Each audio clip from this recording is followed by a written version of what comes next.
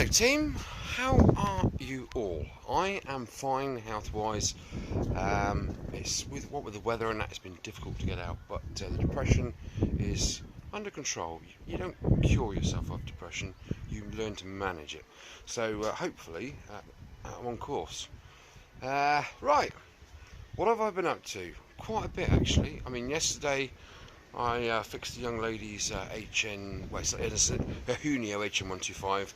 Lexmoto bought out the same bike, called it a Vixen, relabeled it, and she was sold this bike by somebody, and it was terrible. The electrics were all wrong, the rear lights didn't work, the indicators didn't work, it didn't start. Anyway, I'm not going to get stuck on that, but suffice to say that I spent all day yesterday on it with my jump pack, because I had to charge the battery because that was flat, and did the valves. They were just closed, the valves were just tight, there was no clearance at all. Did the valves on that. I'll put a few pictures on at the end of this bit of rambling of the bike, and yeah, she rode it away last night, happy bunny. So that makes me happy, which is a good thing. Okay, what am I doing today? It's catch-up time, isn't it? It's been too long. Where is the CD175 at? It's still in the shed. Do you want to have a look? Please excuse the state of the shed. Look at it. It's a right bin. There she is. She's still under wraps, so I've had to take the battery off and charge it, because I suddenly remembered when I stored the bike last winter, November, October time, I left the battery connected. Muppet. So that's sorted. Okay, so the 175 is good. All it needs doing is the front and rear mudguards, as you know, and the chain guard needs painting. Can't paint in anything under 20 degrees, and for that to happen, you know, I don't want to give it to a paint shop because that's money. I can do the job myself. It's not going to be brilliant, but it's going to be me that's done it. So hold your fire, folks, on that. So that's on the back burner. That will be done this year, I promise you. Where are we? March the 1st, 2020. Today is a beautiful day, as you can see. It's been horrendous. We've had weeks and weeks and weeks of storms after storm after storm, rain.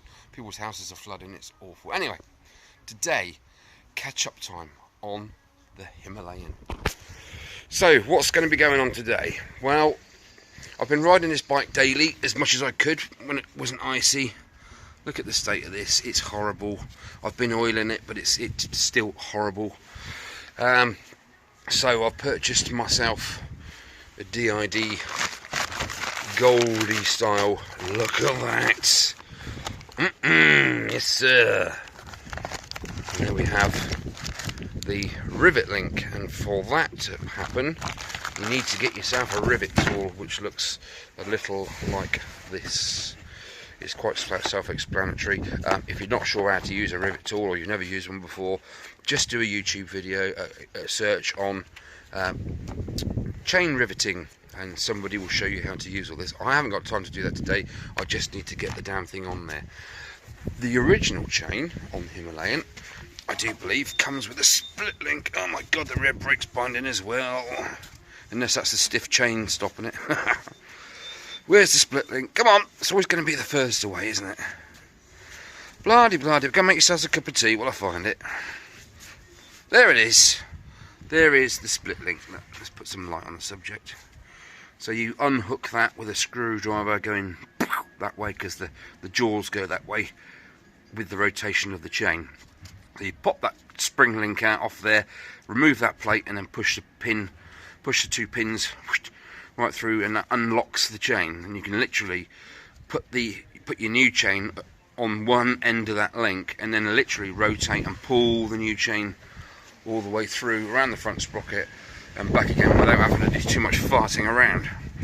Is that going to work? You bet your ass it won't, but I'm going to give it a shot anyway. I will have to loosen off the axle and the adjusters, just because I'm not sure whether the new chain is exactly the right amount of links, but it's supposed to. The handbook says Royal Enfield Himalayan 110 link chain, 525 gauge, and that's exactly what I've bought on the box. So, right, before I actually undertake that, I will video this. Bike maintenance. I like to think that I'm pretty good at bike maintenance because I ride every day, but this weather, this winter's kind of beating me a little bit. I'll let things go to pot a little bit, what with the other stuff going on. So yeah, you need to get on top of it. If you're riding your bike all winter, fine. If your bike's covered up with a nice fluffy duvet in your garage, fast forward. Okay, so what can we do to protect our machines during the winter? Well, stuff like this happens. The water gets in, and it's not stainless steel stuff, so rust is going to happen, isn't it? You know, you've got bits and bobs. You've got quite a bit of rust coming in under there. It's not going to focus. Typical, isn't it? You know, we've got bits of rust popping up here, there, and everywhere. This is the This is the Royal Enfield frame, so it's not actually the Royal Enfield that's rusting as such. You know, you've got rust there. You know, just generally, it's a bit scabby, isn't it? You know, that's all going rusty. It all needs a good coat of something. That's all, it's all skanked up. Where is he? Quality control man. Come on, Win. Here he comes. Hello, say hello to your fans. Oh my God, he's missed you all. Okay, lots of little things to do. I changed the oil last time you saw me. That was a little few months ago. I've just generally got to go back over it. But what do I use? Well, I use soap and water to start with. And then something like this, motorcycle protectant from Muck Off. I'm not just going to leave ACF 50 out. ACF 50 is a good product. You spray it on at the start of the winter when things start getting bad, and you wash it off in the spring. And just leave it. Doesn't matter if your bike looks a bit scabby, it's protecting your metalwork, which I didn't do. I tend to use good old engine oil. Get it on a rag and just go over everything. It doesn't leave a great big blob of oil. Then if you go over it with a paintbrush, you're going to leave, you know, dust is going to stick to it, and it's just going to make the whole thing a lot more muckier. Right, that's enough waffle. 6 minutes 52 seconds of waffle, come on. Right, I'm going to crack on with this chain. I'll catch you guys in a bit. Bye!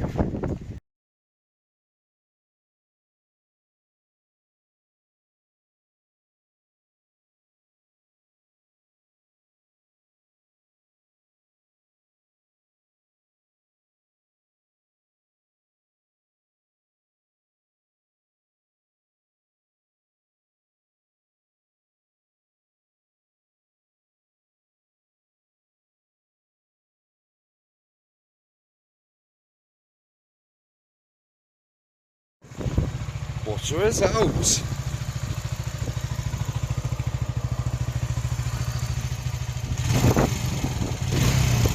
Guess he's going for a spin. Well, I've got to make sure it's running okay, haven't I, really? Shame not to. I do love these bikes, these are absolutely fantastic. All the electrical connections sorted out. Sort of changed her HT cap, changed the spark plug was fucked, adjusted the rear brake, the wing mirror back on, sorted the electrics in the headlight, sorted out the indicators, sorted out the electric start, sorted out the engine kill, sorted out the headlight switch and the tail light. Yeah, there was a lot of things wrong with it, but 480 quid's got a bargain really. So anyway, see you later, I'm off up the road.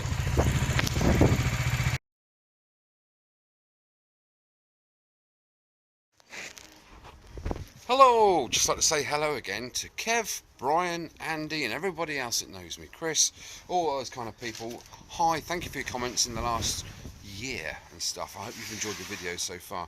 Right, I've just split the link.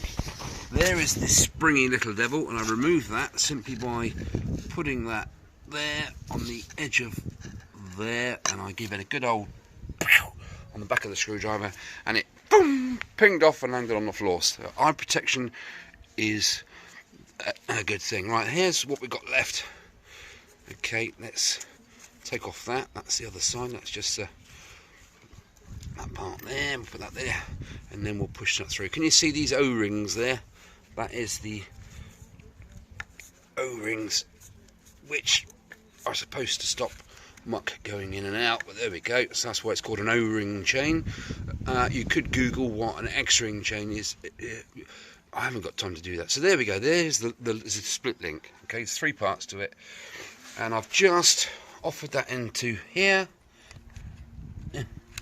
and there is quite a lot of lateral play, whereas the new Rivet link is a nice snug fit with no lateral play. So you can get a split link from DID for this chain. I didn't do that because I'm a muppet. So I am going to be using a rivet tool, so that's cool. So there we are, there's that so far. So I'm going to pull that up. I am going to pop the link through there, and I'm going to put the other end of my new chain on there, and I'm going to rotate it and pull the chain right through the system and back again to that position there. Okay, then I put the new nice shiny new rivet link back through, and then I use my tool to, you see the indents there, it splays those back out as if it's been hammered over, hence rivet, you see. Okay, right, let me crack on. Okay, I think I'll show you this end part. So well, this chain is well nicely waxed, so we'll just pull that round like so to a set of workable. Go on son, there we go. So we'll now, let's put some light on. We'll now unchain the old chain, there we go, and we'll pick up the end of the new chain, we'll pull it tight, fits in there beautifully, and we'll wrap it up around the sprocket, and there we go. Let's just pop that out of there, that's it, and pop that link in there. It's always easy when you're on camera, isn't it? There, that's to stop it all falling back apart again. Then that was easy, wasn't it? It's exactly the right length. So it's a 110 link DID X chain. There we go. What do you reckon? That was cool, wasn't it? Yeah? Okay, he wants dinner, I think. Well, don't we all? Right, let's carry on.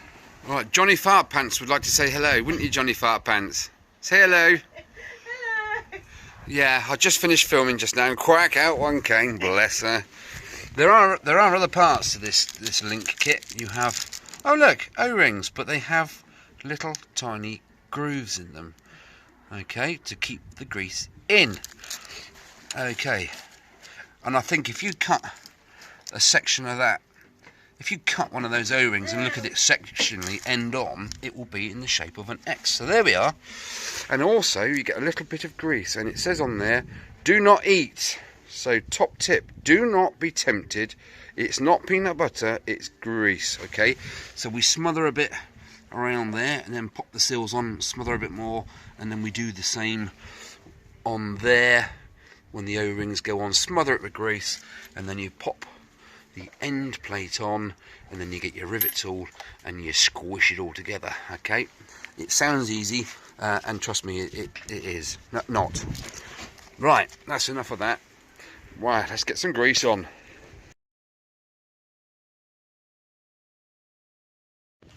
Okay, that literally took seconds. There we are, smothered in grease. I didn't manage to eat any, luckily. There we go, there's the nice new gold 525 VX, okay, and I've O-ringed that with those X O-rings, and I'm just going to pop that on there, and I need my tool now to compress all of that. Because the O-rings are nice and fresh, this is sitting proud of the two pins, so I really need to get that squidged in there, and then get some compression going on and squash it in and rivet those, burr those two ends over there. Okay, right, let's crack on. Unfortunately, two-handed job. I haven't got my tripod set up today, so you will see the end product next, or me throwing spanners around the garden and trying to top myself in the shed with a blunt spoon. Right, okay, let's crack on. Well, I've just decided I will show you guys how I do rivet linking. This is just a generic kit from a well-known auction site. I've got a 13mm ring spanner, that ends 13, which goes on this adjuster. This is the main part of the tool. That just like a big G-clamp really. It's got a hole in the middle. Okay, so that's all set up there. Then you have your hammer, which is the bit, can you see the end of that? That dome forces out the little holes in there to splay it out. So that pops in there like so, like that, you see, and then the adjuster goes in there. I've oiled this threaded shaft because it was a bit sticky. I haven't used it for a while. Ooh, missus, a bit sticky. Grease me shaft. Right, I'm going to turn this off. I'm just going to pause this whilst. Okay, jobs are good, and I've got that threaded in there. Now you want, see this plunger, as you wind this in down the bottom here, it pushes this plunger up. Okay, so what you first need to do is to put that on one side of the chain with the right anvil in it, and looking at that indentation is just the same size indentation on the chain, so that will sit like that, but on the reverse, like so. If you can imagine that in the G-clamp, like so, sits in there.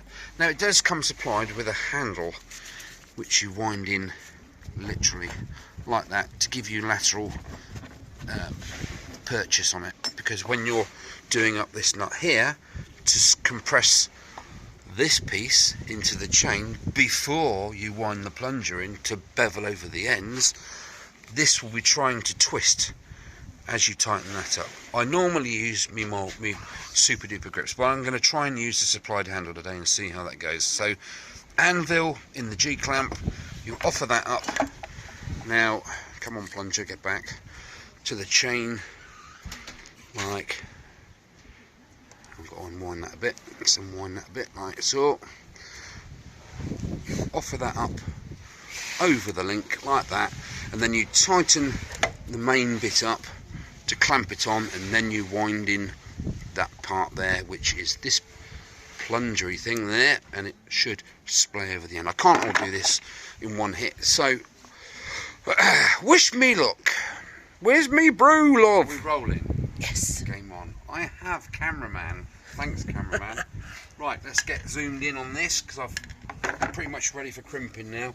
I've put the anvil in there. Make sure that the inner plunger is wound right back, because as you clamp this and you push this end figure eight onto the piston, if this plunger is level, it won't allow it. So we go over there, we wind that in like so, and it's 14mm spanner, not 13, just 14mm on there. Okay, and just press it in, all the grease squidged out, so I know that's ready to go. Okay, let's get back onto the top one, like so. Wind him in. Okay, just give that a final press, all the grease is coming out, that's good to go.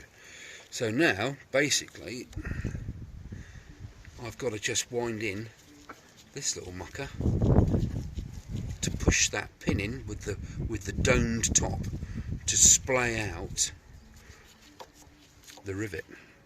Ready? Here we go.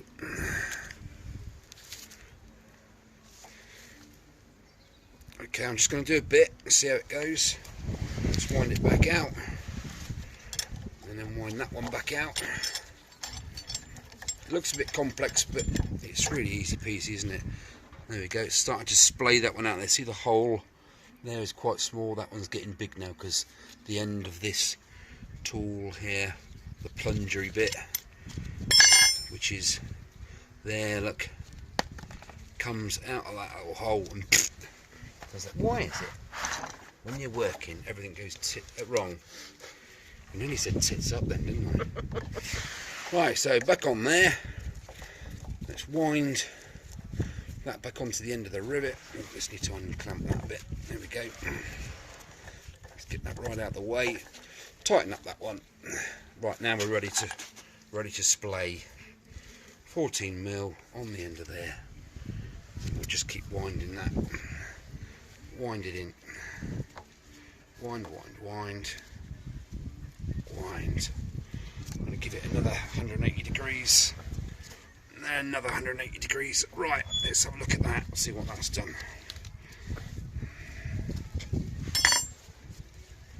Let's take that off of there. Where are we? 14mm. Unwind that so I can have a look at it.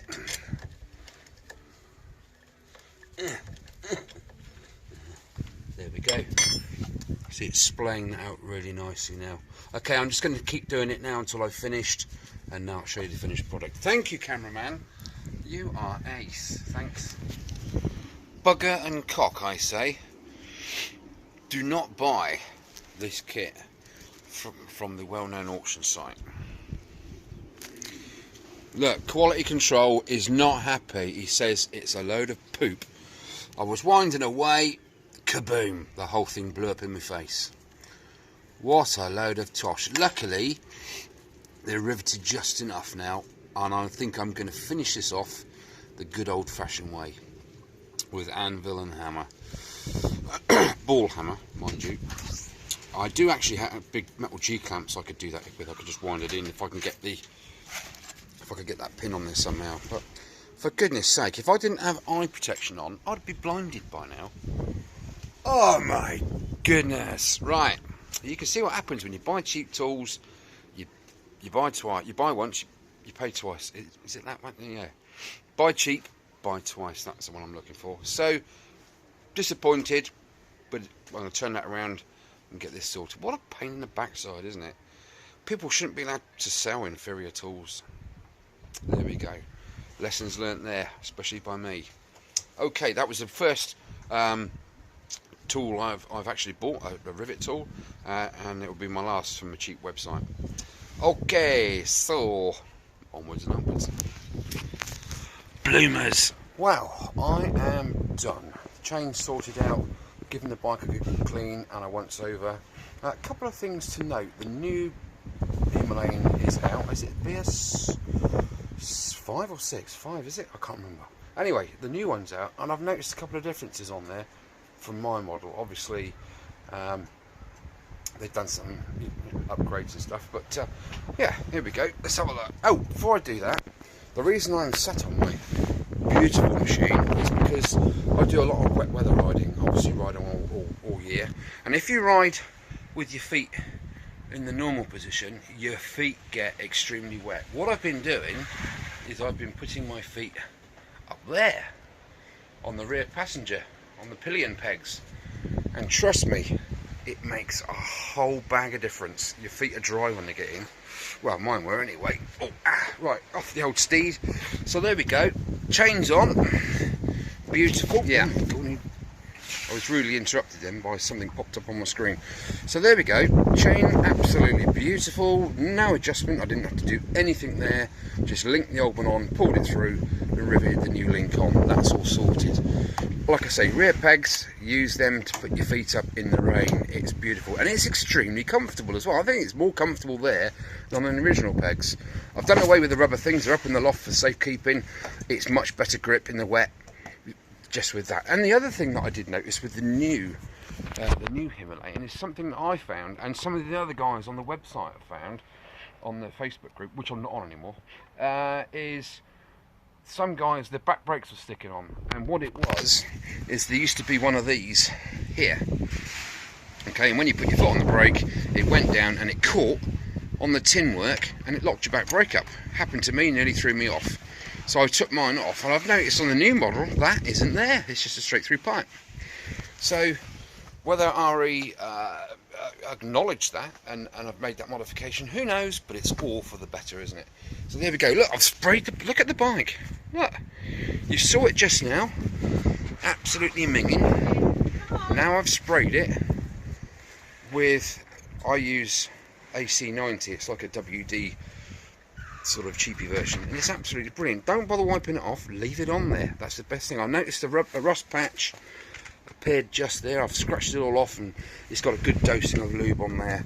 But I mean, look at that, absolutely looks like a brand new bike now, which is nice. Yeah, what do you think? Yeah, is that a nod and appreciation? Is it? Oh, he's such a good boy, ain't you? You don't like it out here, do you, in the windy? But there we are, look. Absolutely stunning. It's all good. And you saw the state it was in 2 hours ago. It was minging. Now it looks like a blooming new bike again. Awesome. So, is it a goodbye, the Royal Himalayan, or is it goodbye? It's a goodbye. Just got to, if you love tinkering, this is the perfect bike for you. It's awesome. Does exactly what it says on the tin. It's not an off-road bike. It's not a racer. It's an adventure bike. It's in between, and it's spot on, and it hits the bullseye every time I ride it. It makes me smile. Fantastic. Yes, it does need a lot of maintaining. There are a lot of things that go rusty, even the plastics rust. No, it doesn't. I'm only kidding, Ari. Sorry. Thanks to Nathan Millwood. Cheers, mate. For well, you're the first person I saw riding one, and as soon as I saw that bike, I thought, right, I'm going to have one of those, and I don't regret it. I've had this bike now 2 years, done 5 and a bit thousand miles on it. There was a few problems initially with bits and pieces like the head, as you know. If you haven't watched any of my previous videos, please have a look through my library, and you'll see some Himalayan stuff. Okay, right, what to maintain next? My tummy. I'm starving. So see you later, Win. Bye.